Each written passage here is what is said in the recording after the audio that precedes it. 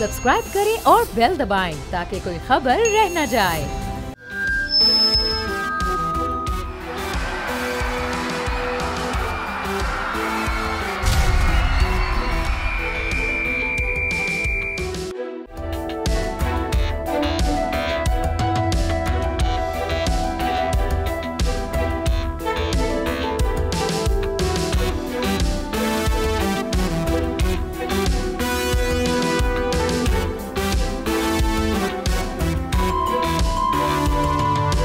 Programme बोल जमूर के साथ मैं हूं जाफ़र बिन यार।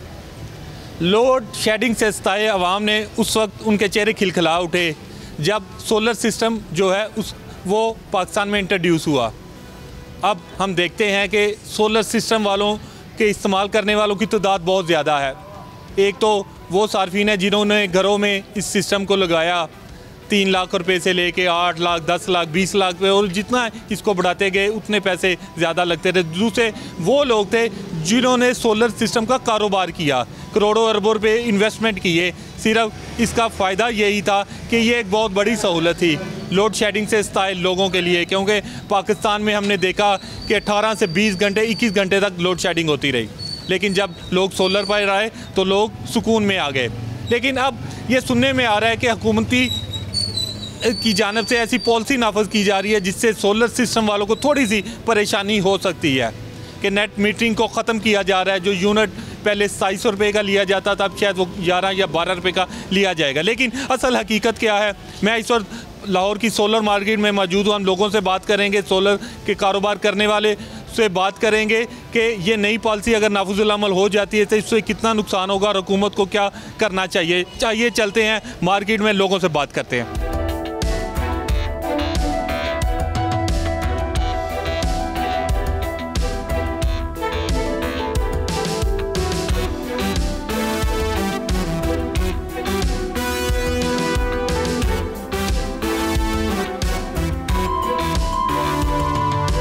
पाकिस्तान सोलर एसोसिएशन के वाइस चेयरमैन अफाक अली खान मेरे साथ मौजूद है।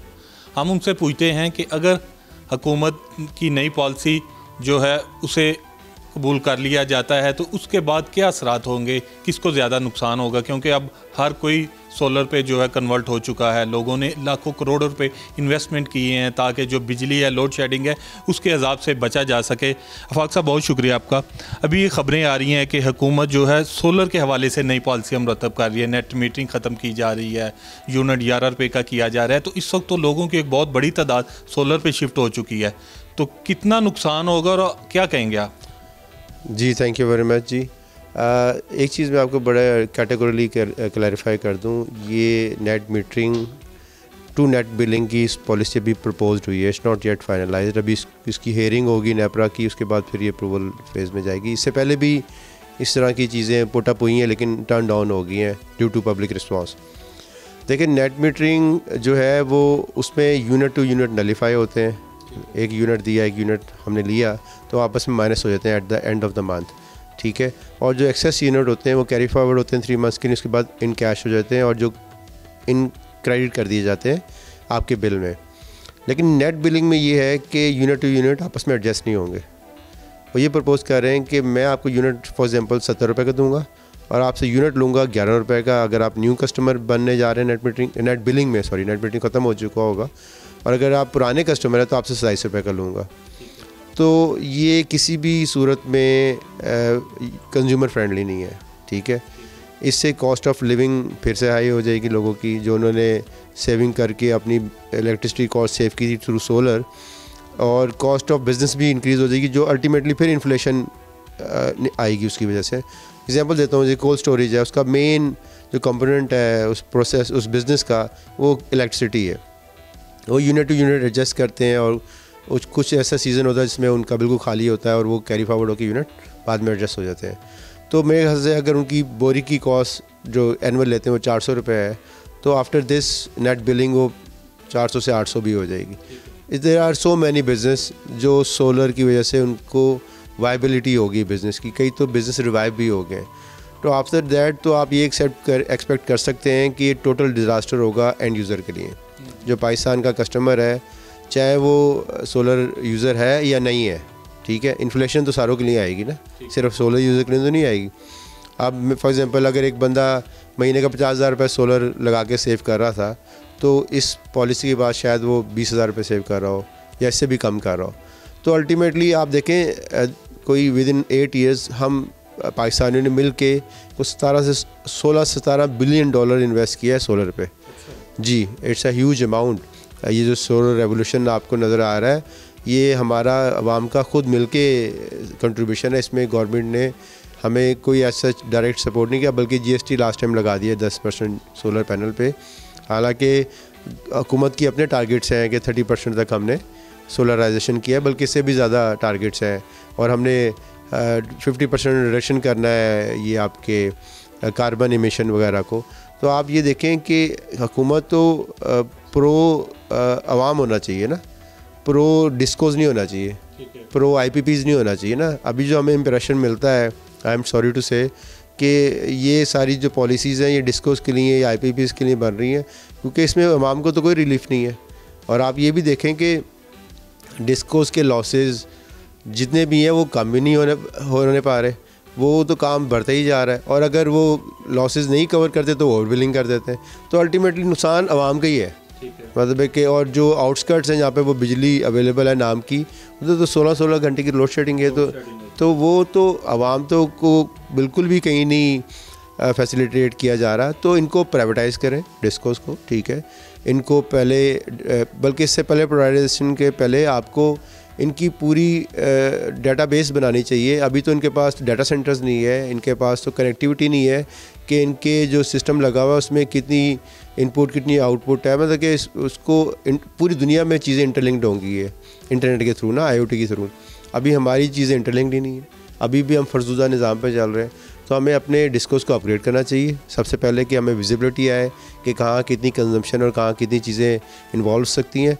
और नंबर 2, उसके बाद फिर प्राइवेटाइजेशन का अमल में लाया जाए और सारे स्टेक होल्डर्स को साथ लेकर आया जाए।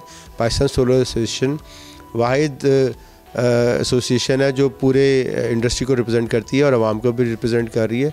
हम तो देखें, ये रिवोल्यूशन जितने भी आते हैं वो आवाम की सपोर्ट के बगैर नहीं आ सकते। सोलर इंडस्ट्री क्यों इतनी फ्लरिश हुई है, उसकी रीज़न ही है कि आपके बिजली के बिल इतने महंगे थे।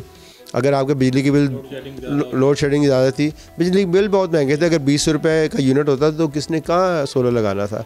उन्होंने हार्ड अर्न मनी अपनी सारी इन्वेस्टमेंट पुल करके सोलर पे लगाई है, और अब वो कह रहे हैं कि जी हम पॉलिसी शिफ्ट लेके आ रहे हैं, विच इज़ नॉट राइट। मेरा ख्याल है कि there must be some other way around, there are many other way arounds, जिससे आवाम का भी फ़ायदा हो, डिस्कोस का भी फ़ायदा हो। IPPs को मिल के बैठ के कोई सोल्यूशन निकाल लेते हैं जो विन विन सिचुएशन पे हो ना। ऐसे ना हो कि बिल्कुल ही इतना एब्रप्ट चेंज तो आपको देखें कोई भी एक्सेप्ट नहीं कर सकता, किसी के लिए भी डाइजेस्टेबल नहीं है कि 50,000 रुपये सेविंग से वो 10,000 रुपये पे आ जाए। उसकी कॉस्ट ऑफ लिविंग बढ़ी, अगर वो बिजनेस मैन है फॉर एग्जांपल, तो उसने वो पैसे कहाँ पार्क करने, आवाम को पार्क करने। जो आम आवाम है अल्टीमेटली दे विल सफ़र। इस डिसीजन के बाद मुझे आई एम 100% श्योर कि हमारी आवाम को ही सफ़र करना पड़ेगा इन टर्म्स ऑफ इन्फ्लेशन। आफाक साहब, ये बताइएगा कि जिस तरह आपने कहा कि अरबों रुपए इस इंडस्ट्री में लग चुके हैं, लोगों ने इन्वेस्टमेंट की भी बहुत ज़्यादा, क्योंकि लोग लोड शेडिंग से तंग थे, 20-20, 22-22 घंटे तंग थे। अगर ये इम्प्लीमेंट हो जाती है नई पॉलिसी, तो पाकिस्तान सोलर एसोसिएशन जो है उसका क्या रद्द-ए-अमल आएगा? तो दूसरा, हुकूमत के लिए क्या आप ऐसा मफीद मशवरा देना चाहते हैं कि अपनी इस पॉलिसी को वापस ले, अगर सोच भी रही है तो इससे जो है इम्प्लीमेंट करवाने से परहेज़ करें? जी देखें, अल्टीमेटली सोलर तो लग गया, अब सोलर इज़ देयर, बिल्ली आ गई है, आंखें बंद करने से कहीं नहीं जाएगी, ठीक है। और फ्यूचर भी आपको पता है रिन्यूएबल का, पूरी दुनिया में सोलर और लिथियम आयन बैटरीज जो है ना बहुत तेज़ी से फ्लरिश हो रही हैं, ठीक है। आप ये देखें कि अभी आपको चाहिए कि आप ये जो EV पॉलिसी उसको बेहतर बनाएं, ठीक है। तो आप कह रहे हैं कि आपके पास कंजप्शन नहीं है ना, मतलब कि इलेक्ट्रिसिटी प्रोडक्शन आपके पास ज़्यादा है, 45,000 है, और आपकी जो कंजम्पशन है वो सोलर की वजह से कम हो रही है, तो आप EV चार्जर्स लगाएं, EV को इंट्रोड्यूस कराएं, आपकी पोल्यूशन भी कम हो जाएगी, ठीक है। आपका जो इंपोर्ट बिल है फ्यूल का वो भी कम हो जाएगा। तो आप इस तरह की पॉलिसीज़ मुरतब करें जो एक दूसरे को कम्प्लीमेंट कर रही हो, एक दूसरे को अपोज ना कर रही हो ना। पूरी दुनिया में सारे इस साइड पर शिफ्ट हो रहे हैं, हम उल्टी साइड पर शिफ्ट हो रहे हैं। हमें तो चाहिए कि हम ये फोरसी करें, हमारी फोरकास्ट क्या है EV के बाद, इलेक्ट्रिकल व्हीकल के बाद। देखें, आप देख रहे होंगे, आप स्कूटीज़ बहुत कॉमन होती जा रही हैं, तो ये तो एक बहुत सस्ता और अच्छा सलूशन है सारी चीज़ें एनर्जी के ऊपर बेस हैं। आप देखें, आप पाकिस्तान की सर्वाइवल ही एनर्जी के ऊपर बेस है।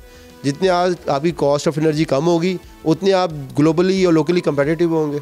आपकी एनर्जी कॉस्ट 15 सेंट होती थी है बिल के, और आपकी जो ग्रिड है वो इनस्टेबल है, मतलब है कि उसमें फ्रीक्वेंसीज़ के अलग इशूज़ हैं, वोल्टेजेस के अलग इशूज़ हैं, लोड शेडिंग अलग है। मतलब है कि आपको अल्टरनेट एनर्जी सोर्सेज रखने पड़ते हैं टू रन द शो, उससे कॉस्ट ऑफ प्रोडक्शन बढ़ जाती है। तो आपको तो ऐसा सिस्टमेटिक पब्लिक प्राइवेट पार्टनरशिप के साथ मिलकर चलना चाहिए। गवर्नमेंट को इसमें से निकल जाना चाहिए, इसको पब्लिक प्राइवेट पार्टनरशिप के थ्रू काम करने दें। लेट द न्यू ब्लड काम इन। ये ब्यूरोक्रेटिक इन्वायरमेंट जो है ना, इससे काम नहीं होगा कि आज हमने डिसाइड किया नेट बिलिंग से नेट बिलिंग शिफ्ट हो जाएंगे, मतलब कि यूनिट एडजस्टमेंट के बाद 27 रुपये कर देंगे या 11 रुपये कर देंगे। देखें, ये करेंगे लोग बैटरी पे शिफ्ट हो जाएंगे। अब एक कस्टमर इसने 18-20 लाख रुपए घर पे लगा ली है, ठीक है, उसको 7-8-10 लाख रुपए लगाने में और क्या मसला है? तो आपका ग्रिड तो बिल्कुल इरेलेवेंट हो जाएगा, बिल्कुल इरेलेवेंट हो जाएगा, तारें लटकी रह जाएंगी। मतलब कि everybody is interested to change the energy sector, but energy sector.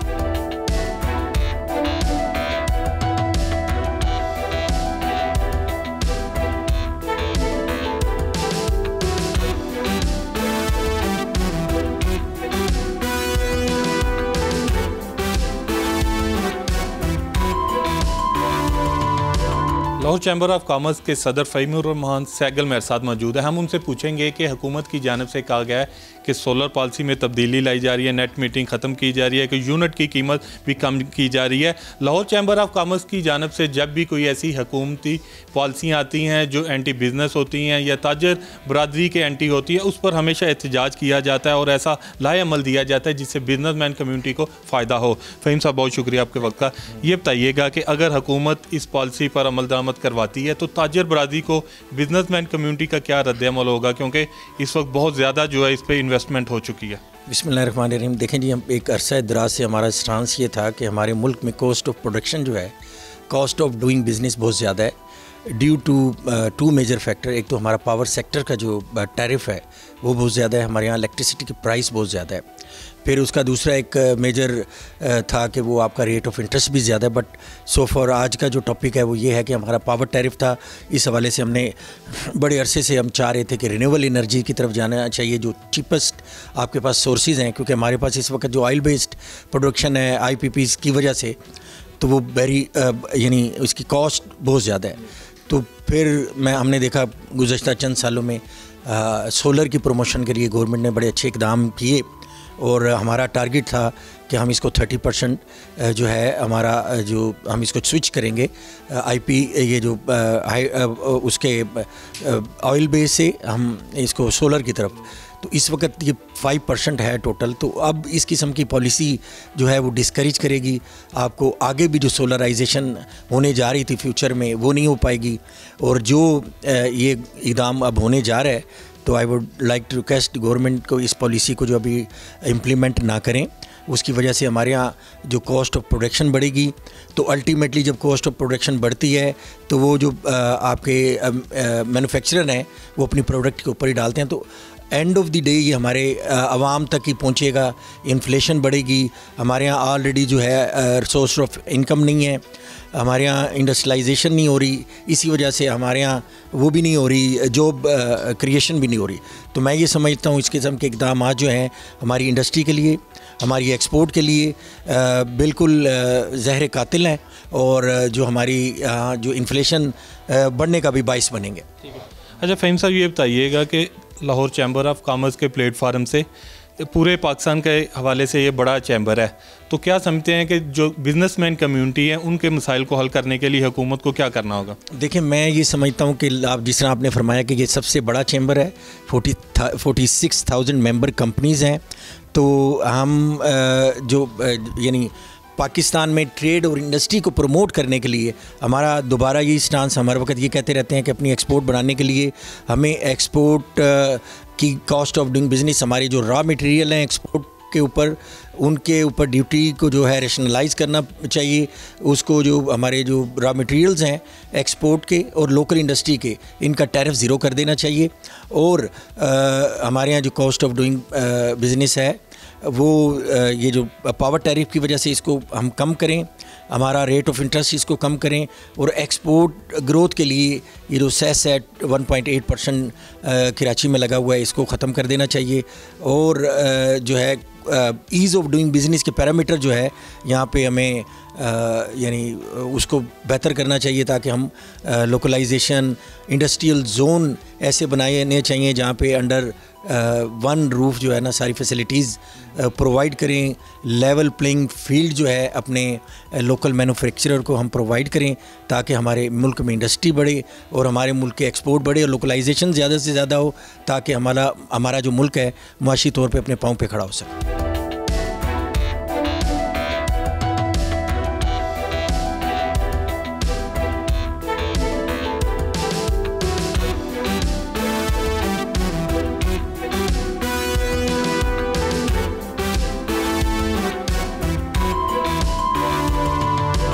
Solar market में मैं मौजूद हूँ, मुख्तलिफ लोगों से बात की है, जानते हैं कि अगर ये नई पॉलिसी आ जाती है तो इससे कितना नुकसान होगा और ये कितना फ़ायदा होगा और सार्फिन को क्या मशवरा देना होगा। आप बताइएगा कि अगर नई पॉलिसी आ जाती, जिस तरह आपको पता चला कि नेट मीटरिंग के हवाले से, तो फिर क्या कहेंगे कि सार्फिन को क्या मशवरा देते? सार्फिन से यही मशवरा है मेरा भी, ज़ाहिर है फिर वो कुछ ना कुछ तो करना पड़ेगा ना। भी है कि बैटरी के ऊपर आ जाएँ, बैटरी बैकअप मिल जाएगा। बैटरी, लिथियम बैटरी काफ़ी रेट भी काफ़ी डाउन हो चुके हुए हैं, उसकी वजह से फिर ये है कि इसमें आ गई हुई है अभी 48 वोल्ट है, 5 किलोवाट है, 10 है, 15 है। तो जाहिर अभी इसका हल तो आवाम ने तो अपने से बेनिफिट तो चाहिए ना उन्हें, लेकिन सोलर की मार्केट अभी बिल्कुल डाउन है। उसकी वजह यही है कि गवर्नमेंट ने ये नेट मीटरिंग का जो इशू था वो उसे काफ़ी महंगा कर दिया हुआ है, तो आदमी जो वो नहीं लगवा सकता, ना कोई यूनिट का फ़ायदा है नेट मीटिंग करने के। तो ये है कि बैटरी बेस्ट रहेगी, इसके अलावा और तो कोई ऑप्शन नहीं नज़र आ रही। भाई फ़ायदा ये है कि लोग अगर उसको बेनिफिट नहीं मिलता तो वो बैटरीज पर चले जाएंगे, इतनी बड़ी बात नहीं है। लेकिन फिर भी हमें बिजली की बचत जितनी होगी हम और रास्ता इख्तियार कर लेंगे इसके ऊपर। ठीक है, हाँ। और हमें चाहिए भी कि सोलर जितने जो नए मीटर निकले हैं उसका जो यूनिट दे रहे हैं बहुत, वो पहले भी कम दे रहे हैं। हमारी यानी बिजली की कैपेसिटी ज़्यादा पैदा हो रही है और हमें वो पैसे नहीं मिल रहे, यानी वो यूनिट हमें नहीं मिल रहे, तो उसकी वजह से भी हमें प्रॉब्लम है। तो हम आगे बैटरी पर ही जाएंगे और कुछ भी नहीं होगा। ठीक है, हाँ जी सर।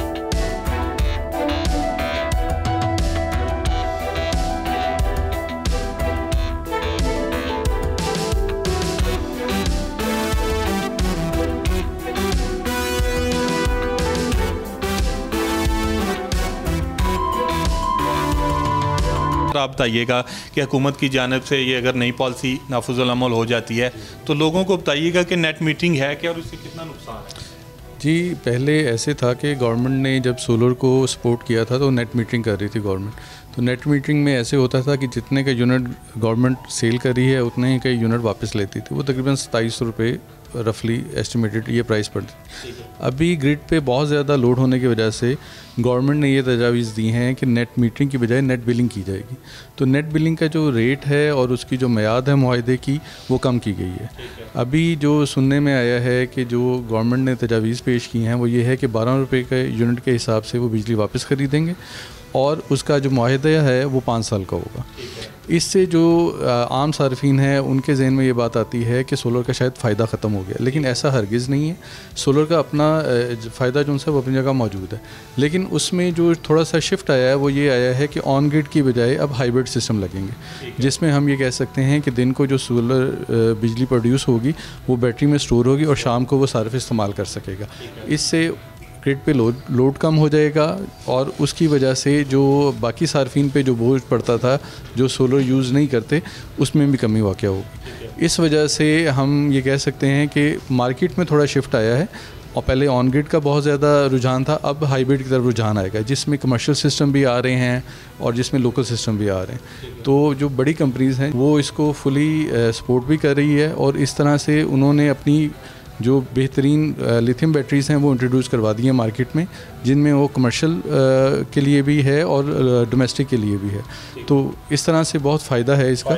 हाँ, तो सार्फिन को इसमें परेशान होने की ज़रूरत नहीं है, लेकिन गवर्नमेंट ने ज़ाहिर है अपनी पॉलिसी की वजह से और अपने पूरा इंफ्रास्ट्रक्चर की वजह से इसको रिवाइज़ किया। एक बुरी खबर तो नहीं है, हत्ता कि हुकूमत ने जो पॉलिसी ज़ाहिर की है, जिन्होंने पहले लगा लिया उनके लिए फ़ायदा है। ये 7 साल तक वही यूनिट देंगे। अभी जो पॉलिसी बनेगी ये नए कंज्यूमर के लिए है, तो नए कंज्यूमर को हमारा आइडिया है कि वो हाइब्रिड में जाएं ताकि ग्रीन मीटर से उनको पॉलिसी में उनको फ़ायदा हो। सोलर के हवाले से अगर हुकूमती पॉलिसी नाफुजुल अमल हो जाती है तो लोगों का कहना था कि वो मजबूरन हाइब्रिड सिस्टम पर चले जाएंगे, बैटरीज का इस्तेमाल करेंगे। लेकिन हमने कोशिश की लोगों से पूछने की कि इसका नुकसान क्या होगा, जिस पर लोगों की एक बहुत बड़ी तादाद और अक्सरियत का यही कहना था कि पुराना सिस्टम ही नाफुजुल अमल रहना चाहिए। सोलर के हवाले से कोई ऐसी पॉलिसी जो है काबिल कबूल नहीं होगी जिससे इस कारोबार करने वालों को नुकसान हो और सार्फिन को नुकसान हो। जो वाइस चेयरमैन है पाकिस्तान सोलर एसोसिएशन, उनका मौक़िफ़ भी सामने आया, जबकि ताजर बरादरी की बिजनेसमैन कम्युनिटी की जो नुमाइंदगी करते हुए लाहौर चैम्बर ऑफ कॉमर्स के सदर, उनसे भी बात की। सबका यही कहना था कि हुकूमत को सोलर सिस्टम के हवाले से नई पॉलिसी अगर वो बनाना चाहते हैं तो सबको जो है ऑन बोर्ड लेना होगा, उसके बाद कोई फ़ैसला करना होगा। प्रोग्राम बोर्ड जमूर में मुझे दे इजाज़त, मिलते हैं नए शहर में।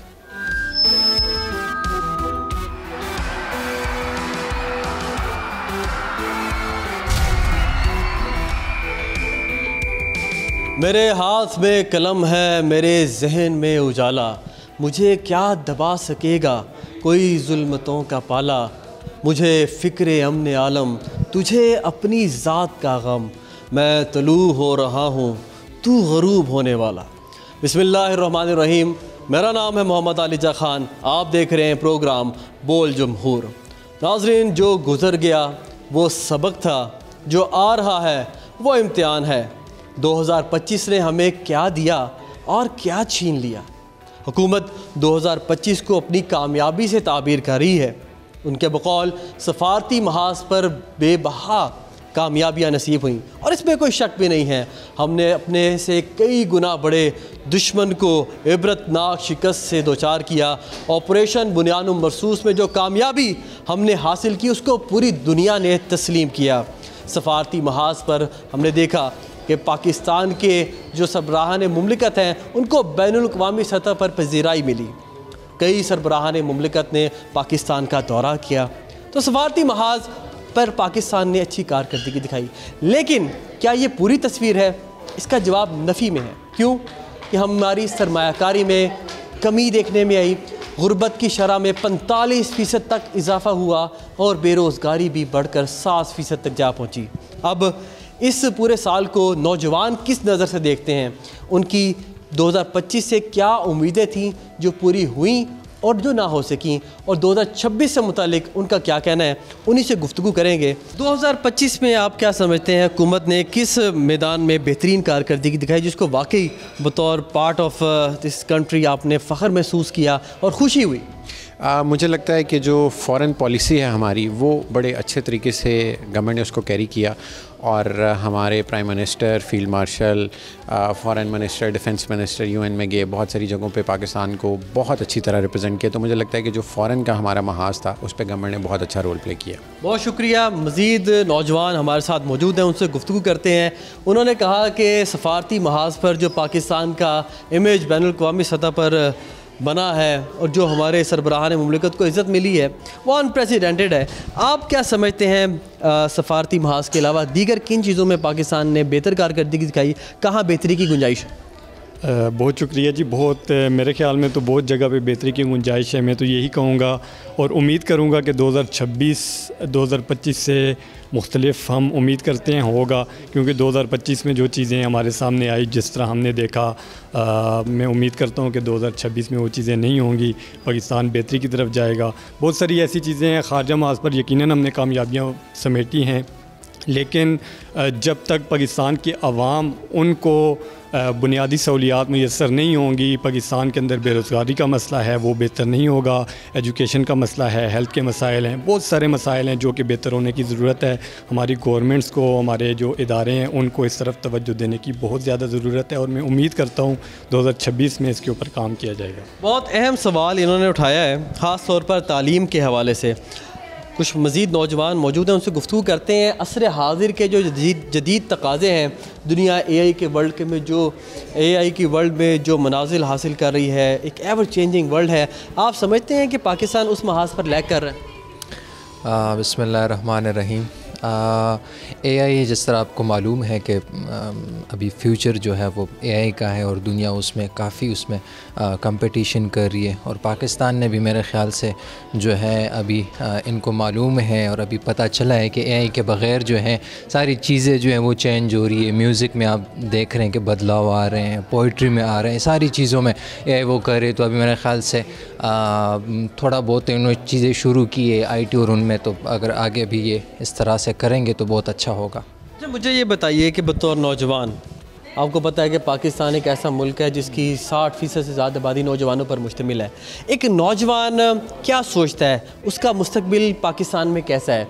ठीक है, कुछ बेहतरी भी आ रही है, और किन किन चीज़ों में बेहतरी की गुंजाइश है? आप समझते हैं कि पाकिस्तान का मुस्तकबिल रोशन है? ख़ास तौर पर आप जैसे नौजवान इधर हैं, वो अगर बाहर ना आ जाएँ तो मुल्क की बागडोर संभाल सकते हैं? मसले तो बहुत है और ना सिर्फ मेरा ख्याल से नौजवानों को बल्कि जो बुज़ुर्ग हैं हमारे जितने भी, सबको पाकिस्तान में आपको पता है कि काफ़ी मसाइल से जो है लोग दो चार है, मगर अल्हम्दुलिल्लाह काफ़ी वो चीज़ें अभी अच्छी हो रही। जिस तरह अभी अहमल भाई ने कहा कि स्ट्रेटिजिक तौर पे जो है पाकिस्तान एक बहुत अच्छा जो है वो हो रहा है, मगर असल बात ये है कि आम जो शहरी है, सिविलियंस है, उनको अगर आसानियाँ पैदा हो जाएँ और इस तरह से मेयार ज़िंदगी बेहतर होना है। आपका कहना है कि मेरी ज़िंदगी बेहतर हो। आपने जो बात की बहुत अहम बात की है कि जो उम्मीद है, मैं अपने नौजवानों को ये ज़रूर पैगाम दूंगा कि पाकिस्तान वो मुल्क है कि अभी कभी आप ना उम्मीद ना हो। जिस तरह इकबाल ने कहा कि नहीं है ना उम्मीद इकबाल अपनी कश्ती वीरां से, ज़रा नम हो तो ये मिट्टी बड़ी ज़रखेज़ है। हमारी कौम में पोटेंशियल है, पाकिस्तान में पोटेंशियल है। कुछ मसाइल हैं वो हर कौम में आते हैं। जब भी कोई कौम डेवलपमेंट की तरफ जा रही होती है, मुल्क डेवलपमेंट की तरफ जाता है तो मसाइल रहते हैं, वो मसाइल हैं, लेकिन हम सब ने मिल को उनको कवर करना है। तो हमें उम्मीद ज़रूर है, ये ऐसा नहीं है कि हम ना उम्मीद हैं। इंशाअल्लाह अल्हम्दुलिल्लाह हम उम्मीद से हैं, हमें पूरी उम्मीद है कि पाकिस्तान तरक्की करेगा। लेकिन मैं फिर वही पैगाम दूँगा कि हमारी गवर्नमेंट को, इदारों को इस तरफ सोचना चाहिए कि हमारे मुल्क की 65% आबादी नौजवानों पर मुश्तमिल है। उनके लिए जब तक प्रॉपरली प्लानिंग नहीं होगी तो मुल्क की राह पर गामज़न नहीं। बहुत खूबसूरत बात की है, प्लेटफॉर्म मुहैया करने की ज़रूरत है। नौजवान पुरुम्मीद हैं। ये कहते हैं कि एक तो हमारे दीन में भी नाउमीदी की गुंजाइश नहीं है, दूसरा इकबाल का इन्होंने खूबसूरत शेर भी पढ़ा। ख़वातीन से भी गुफ्तगू करते हैं। पाकिस्तान में ख़वातीन का जो किरदार है उसको फरामोश नहीं किया जा सकता। पाकिस्तान में पहली वज़ीर आला मरीम नवाज़ बनी है, पंजाब की ख़ातून वज़ीर आला हैं। आप बताइए ख़वातीन की क्या तवक्कुआत थी 2025 से जो पूरी हो सकी, और 2026 से क्या तवक्कुआत है? अगर बात करें 2025 के हवाले से तो ख़वातीन बहुत ज़्यादा श्योर हैं अपने फ्यूचर को लेके, क्योंकि हमने 2025 में देखा है कि ख़वातीन जितनी ज़्यादा इम्पावर हुई हैं। मरीम नवाज़ साहिबा ने जिस तरह से एक मिनिस्टर के तौर पे उन्होंने जिस तरह की एक्टिविटीज़ की हैं। अब अगर हम इस्लामाबाद की बात करते हैं तो कि पहले इस्लामाबाद में हम देखते थे कि लड़कियाँ, मैं एक छोटी सी एग्जाम्पल दूँगी कि जिस तरह अब लड़कियाँ बाइक्स चला रही हैं, लड़कियाँ स्कूटी चला रही हैं, लड़कियाँ इंडिपेंडेंट होना शुरू हो गई हैं। प्रोजेक्ट्स को लेके, जॉब के हवाले से देख के कि लड़कियों में इतनी ज़्यादा अवेयरनेस आ गई है कि वो चाहती हैं हमने अपनी डिग्री कंप्लीट कर ली है तो वो जॉब की तरफ से आते हैं। जो पहले एक माइंड सेट था या कुछ था कि मोस्टली कि लड़कियां पढ़ ली तो आगे जॉब की तरफ नहीं जाना, अब लड़कियां इस लिहाज से हैं कि भाई हम लोगों को भी अपना नाम बनाना है, हमने अपनी स्टडीज़ को जारी रखना है, खुद से इंडिपेंडेंट होना है, बहुत सारे डिसीजन ऐसे लेने हैं। और इन फ्यूचर वो देख रही हैं कि एजुकेशन के हवाले से वो बाहर जा रही हैं, पाकिस्तान में बहुत ज़्यादा कंट्रीब्यूट कर रहे हैं। अब वो बहुत सारे डिपार्टमेंट जहाँ पे ख़वातीन समटाइम ऐसे सोचती थी कि यार ये वाला जो डिपार्टमेंट है या ये वाला जो चीज़ है ये लड़कों के लिए है, लड़कियों के लिए नहीं है, तो अब वो चीज़ नहीं है। कंपैरिजन में जो इक्वालिटी के ऊपर बात करती थी, क्योंकि ख़वातीन को हमेशा इस चीज़ पे होता था बेसिकली इक्वालिटी, जब वो इक्वालिटी के ऊपर बात करती हैं वो इस चीज़ से बात करती हैं कि आपको इक्वल चांस मिले जॉब के हवाले से, आपको इक्वल चांस मिले एजुकेशन के हवाले से, हर उस पर कि उसको जज ना किया जाए। तो आई थिंक सो कि ख़वातीन अब उस चीज़ पे हैं कि ख़वातीन ही ख़वातीन को अब इम्पावर करने लगी हैं। ख़वातीन ही जब ख़वातीन के साथ खड़ा होना शुरू हो जाएंगी तो आगे तरक्की करते हैं। तो ये सब चीज़ें बहुत ज़्यादा देखने में आई हैं। इक्वालिटी की आपने बात की है तो हमने देखा कि सियासत के मैदान में मरीम नवाज़ हैं, आसफ़ा भुट्टो ज़रदारी हैं, वो भी एक तरह से मशाले राह साबित हो सकती हैं दीगर ख़वातीन के लिए, वो भी इस मैदान में कदम रख सकती हैं। मुझे ये बताइएगा 2026 में आप क्या समझती हैं किन एरियाज़ को स्पेसिफिकली टारगेट करके उनको बेहतर करना चाहिए ताकि ख़वातीन को और दीगर नौजवानों को पाकिस्तान में बेहतर मुस्तकबिल मिल सके और पाकिस्तान में रहते हुए पाकिस्तान की तरक्की के लिए किरदार अदा कर सकें? अच्छा, अगर हम एरिया के ऊपर बात करें तो जिस तरह से हम इस्लामाबाद में यहाँ तो ख़वातीन के लिए बहुत ज़्यादा चांसेस भी हैं और सारी चीज़ें हैं, अवेलेबल हैं।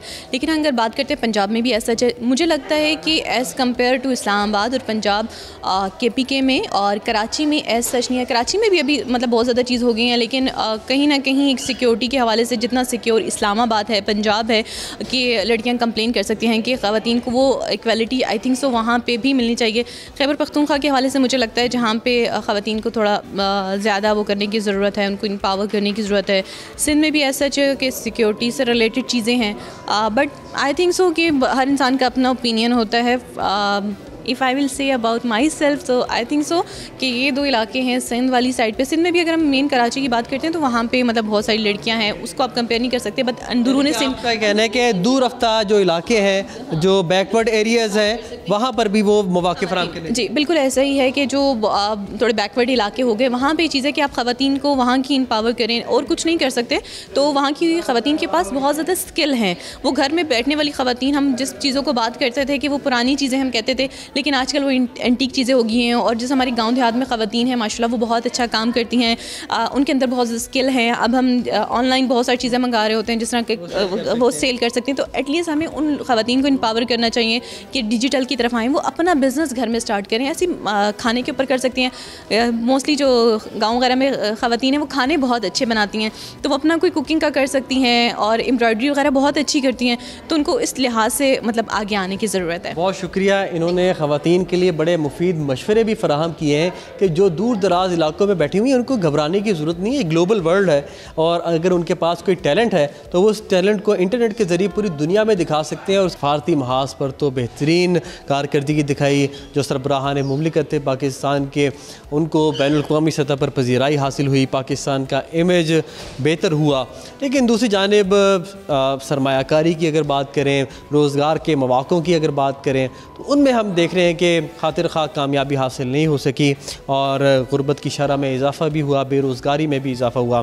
दूसरी जानिब सियासत को आर्ट ऑफ पॉसिबिलिटीज़ कहा जाता है। अपोजिशन के लिए कुछ भी पॉसिबल ना हो सका, वो बानी PTI की रिहाई हो, उनकी अहलिया की रिहाई हो या सियासी अमायदीन की रिहाई हो, उनमें वो कामयाब ना हो सके।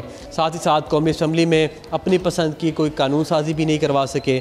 और कुछ नौजवानों का ये कहना है कि जो इस वक्त सियासी कशीदगी है, सियासी तनाव है, 2026 में उसको कम करना चाहिए और आपस में दस्तों गिरबा होने की बजाय मुफाहमत के साथ आगे बढ़ना चाहिए ताकि मुल्क तरक्की कर सके और लोगों का मेयार ज़िंदगी बुलंद हो सके।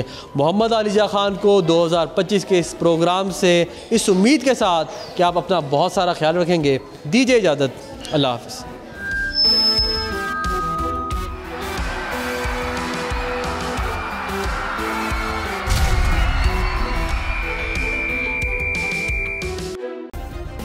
सब्सक्राइब करें और बेल दबाएं ताकि कोई खबर रह न जाए।